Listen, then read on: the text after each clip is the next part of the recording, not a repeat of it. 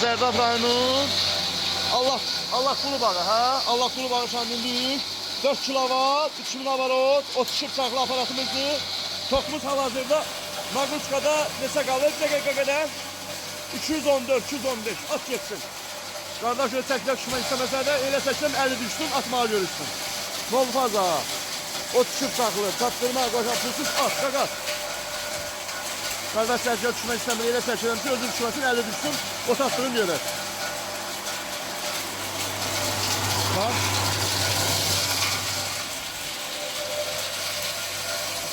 Kül 20, kül 21, kül 22, çok da süper maşallah.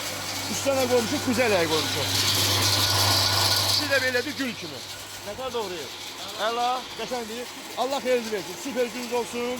Aldığınızdan minnet verdim versin, hayırlı versin. Danışan Mustafa Sarkan, Biləsmar balası. Zerdab rayonu, Allah Qulu bağı kəndi inşallah. Bayaq da birini getmişdim, o kəndi mən neydi? Əlbəyli kəndə getmişdim. Dünən də ikisini getmişdim. Gəlmə kəndin, gəlmə kəndin o birisine de ora. Ona getmişdim inşallah.